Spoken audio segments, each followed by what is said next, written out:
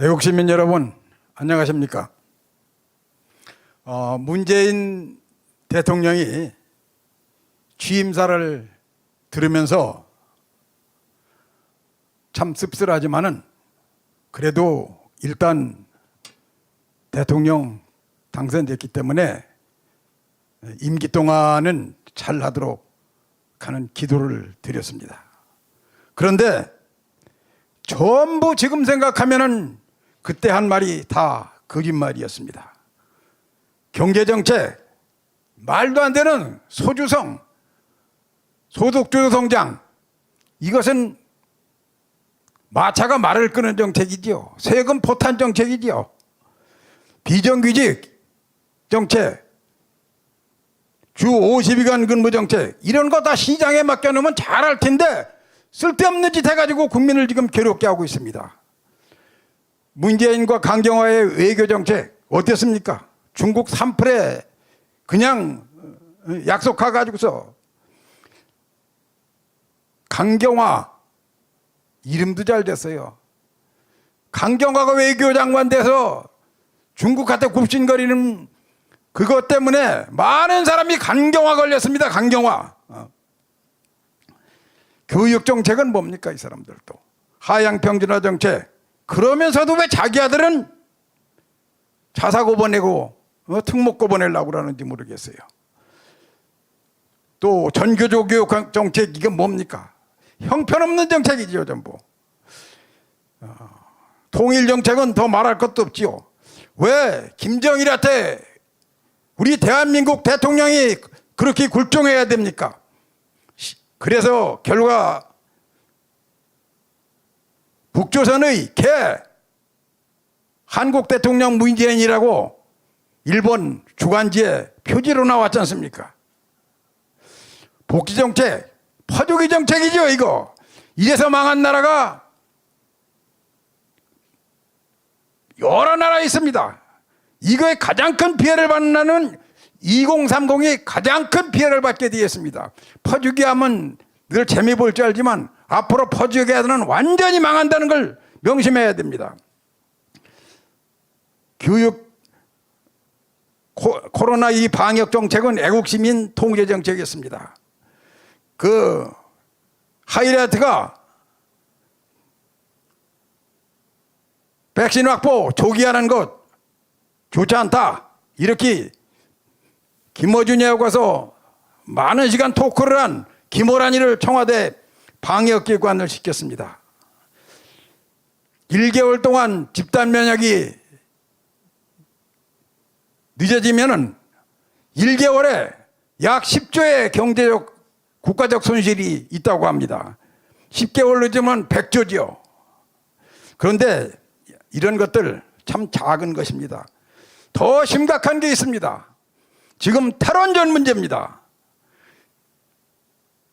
문재인이 탈원전을 지시했더라도 통상산업부 장관, 한전사장 등은 이 분야의 전문가이기 때문에 그렇게 하면 안 된다, 그럼 나 장관 못하겠다, 한전사장 못하겠다, 이렇게 사표를 냈어야만 되죠. 그런데 이들이 그냥 어떻게 했습니까? 전부 너 죽을래? 그러면서도 그걸 추진했습니다. 이자들은 정말 그 분야의 전문가이기 때문에 잘 알고 있는 사람이기 때문에 아주 한전사장과 너 죽을래 장관은 아주 심각한 처벌을 받아야 됩니다. 그런데 문재인이 뭐 이거 하는 거 탈원전 정책 하든 참 그 말도 안 되는 정책을 했는데 그거보다 훨씬 더 아마 10배는 심각한 잘못을 하는 것이 있습니다. 그것이 뭐냐면 대통령에 된 사람은 대통령은 국민의 생명과 재산을 보호할 책임이 있고 국토를 지킬 책임이 있습니다. 그런데 이자가 2018년 9월 19일 남북 대통령회의를 하면서 평양에 가서 9.19 군사합의에 서명을 했습니다. 이 9.19 군사합의의 내용은 군사 전문가, 군생활을 오래 한 사람, 외교안보 전문가들은 항복문서나 똑같다고 그런 생각을 하기 때문에 정말 큰 우려를 했습니다. 그런데 그때 이제 국방부 장관이 같이, 송영무 국방부 장관이 같이 평양에 갔습니다. 그러면 송영무 국방장관은 국방 분야 전문가입니다.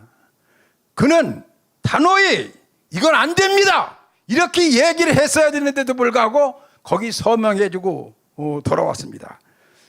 정권 교체된 후에 일본으로 다 선보여야 될 사람이 나는 송영무 국방장관이라고 생각하고, 그는 여적죄, 이적죄로 다스려야 됩니다.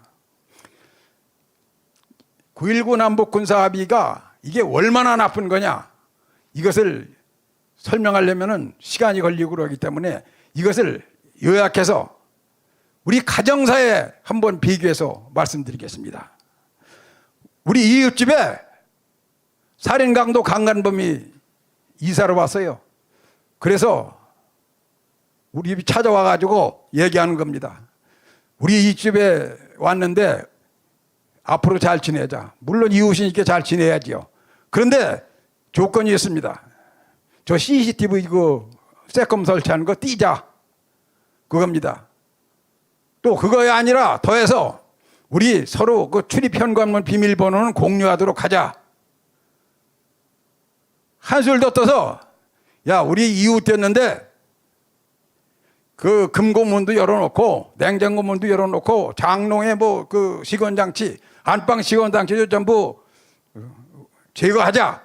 우리 둘 뭐 있느냐, 이런 식으로 얘기를 합니다.